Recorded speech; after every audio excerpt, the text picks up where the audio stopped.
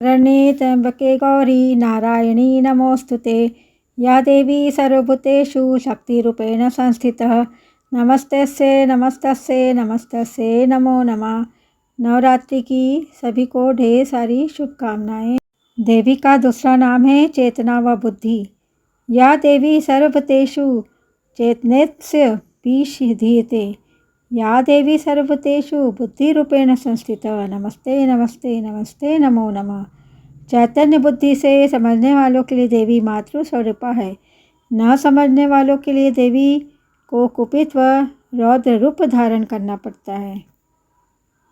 आज के वीडियो में आप देखेंगे पंडाल में स्थापित दुर्गा, अन्य स्थानों की दुर्गा, थोड़ी बहुत मैंने फ़ोटो ली हैं। उसके अलावा मैं भी अपने घर में मतलब हमारी पिंगला देवी है, कुल देवी, उनकी पूजा करती हूँ। कुल देवी सभी की अलग अलग होती है। वैसे हमारी पिंगला देवी है जो अमरावती के स्थान मोर्शी नेर पिंगलाई गांव में स्थित है।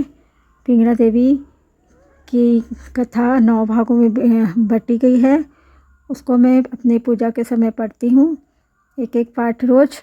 उसके अलावा दुर्गा चालीसा, गायत्री चालीसा, विंध्य माता का चालीसा, और समय मिलता है तो दुर्गा सप्तशती और फिर आरती पूजा जैसे सभी महिलाएं करती हैं। हमारे अपने परिवार की सुख शांति के लिए, अपने बेटों की लंबी आयु के लिए, उनको सुख समृद्धि प्रदान हो, इसके लिए ये सब खुद के मन की शांति के लिए ये पूजा पाठ का जो क्रम है वो चलते रहता है। आज मैं बात करने वाली हूँ बस कि दुर्गा जी के 9 रूपों के बारे में। वैसे तो पहला दिन और आज निकल गए हैं, आज दूसरा दिन है, तो सभी ने कल से अपने वीडियो बनाने शुरू कर दिए थे। मैं थोड़ा लेट हो गई क्योंकि अभी बहुत ही व्यस्त दिनचर्या चल रही है। अभी ऐसा समय है जब चुनाव भी होना है, ऊपर से स्कूल में मतलब दिसंबर के बाद जनवरी में प्रैक्टिकल्स भी होते हैं, तो उसमें भी व्यस्त हूँ। तो मैं अभी रेगुलर वीडियो नहीं डाल पा रही हूँ, तो मैं थोड़ा पीछे ही चल रही हूँ।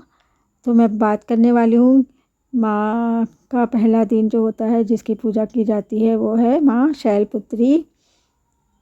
सभी को कहानी पता है तो मैं ज़्यादा वर्णन नहीं करूँगी।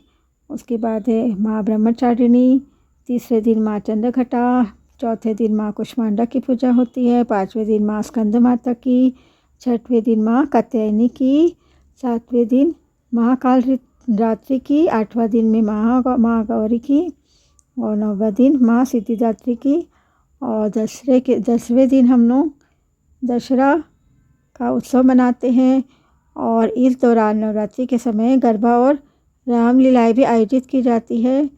जब हम लोग छोटे थे तो रोज़ रामलीला देखने जाते थे, और मेरे बच्चे भी छोटे थे तब भी उनको रामलीला दिखाने के लिए मेरे पति ले जाते थे, क्योंकि घर के पास तो नहीं होता था, दूर ले जाना पड़ता था।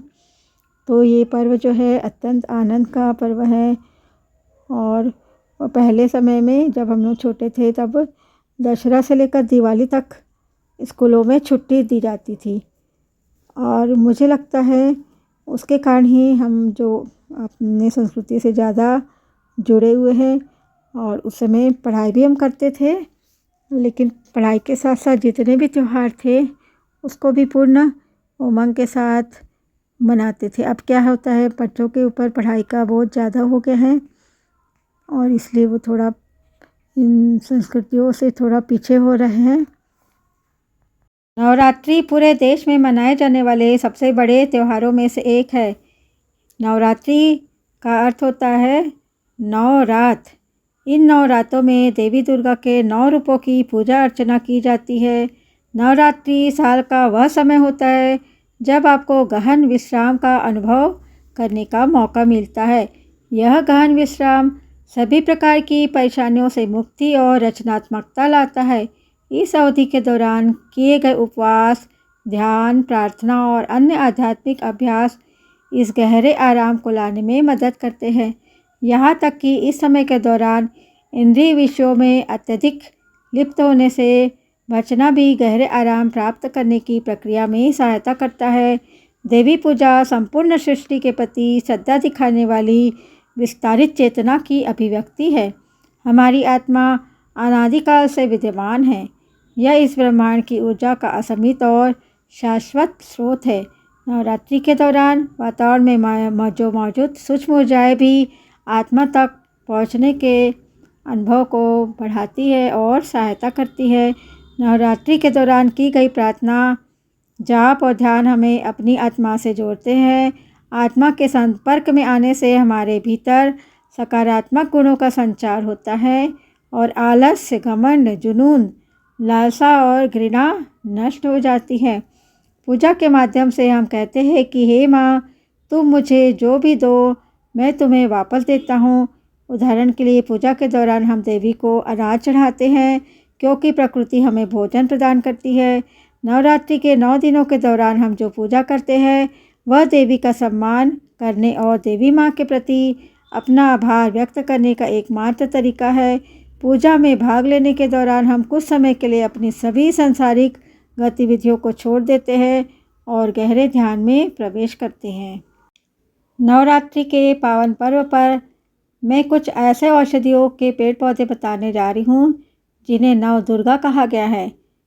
प्रथम शैलपुत्री, हरठ।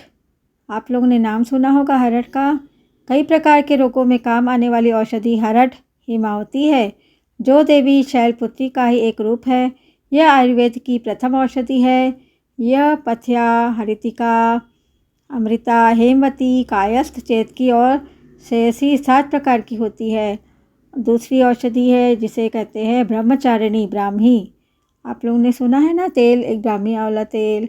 ब्राह्मी आयु व याददाश्त बढ़ाकर, रक्त विकारों को दूर कर, स्वर को मधुर बनाती है, इसलिए इसे सरस्वती भी कहा जाता है। तीसरी औषधि है चंद्रघटा, जिसे चंदूसूर कहते हैं। यह एक ऐसा पौधा है जो धनिये के समान है। यह औषधि मोटापा दूर करने में लाभप्रद है, इसलिए इसे चर्महंती भी कहते हैं।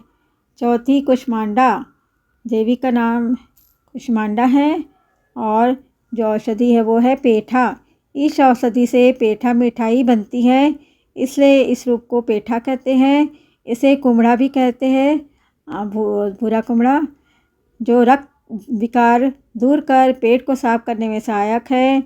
मानसिक रोगों में यह अमृत समान है। आजकल सैकरीन से बनने वाला पेठा नहीं खाए, इसे घर में बनाएं। और पांचवी देवी है स्कंद माता, जो अलसी में है। हम लोग अलसी भी जानते हैं, आजकल बहुत उपयोग में आती है। देवी स्कंद माता औषधि के रूप में अलसी में विद्यमान है। यह वात, पित्त व कफ रोगों की नाशक औषधि है। इसमें जो है फाइबर की मात्रा ज़्यादा होने से इसे सभी को भोजन के पश्चात काले नमक में भूनकर प्रतिदिन सुबह शाम लेना चाहिए।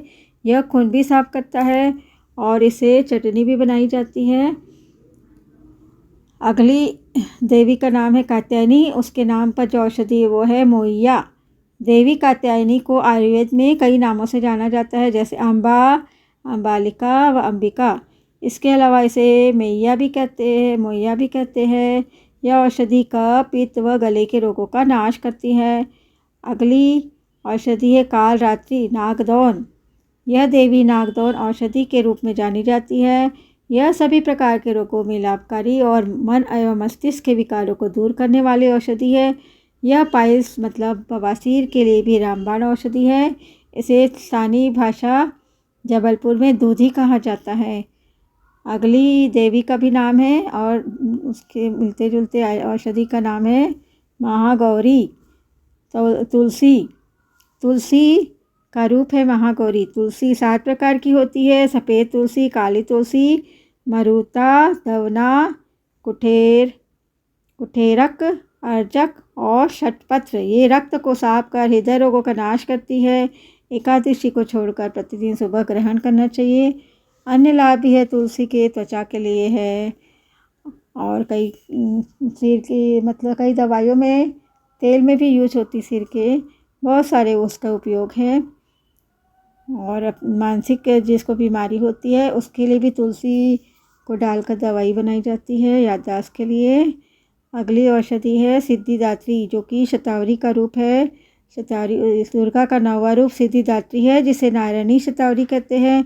यह बल, बुद्धि एवं विवेक के लिए उपयोगी है।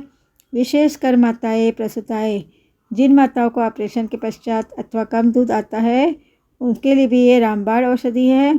इसका सेवन करना चाहिए। तो आइए सभी इस नवरात्रि के पावन अवसर पर इन प्राकृतिक और आयुर्वेदिक औषधियों का सेवन कर स्वयं को स्वस्थ बनाएं एवं जन जन तक ये बात पहुँचाएं। मैं इस नवरात्रि पर्व पर सभी से आह्वान करूँगी कि भारत में जब देवियों की पूजा की जाती है तो कन्या भ्रूण हत्या, महिलाओं के साथ अत्याचार, बलात्कार जैसी चीज़ों को भी हमारे देश से दूर होना चाहिए, क्योंकि सबसे ज़्यादा धार्मिक देश हमारा भारत है, लेकिन सबसे ज़्यादा अत्याचार महिलाओं के ऊपर यही होते हैं। जहाँ हम देवियों को इतना आदर देते हैं, वहाँ महिलाओं को, बेटियों को भी आदर देना सीखें। धन्यवाद।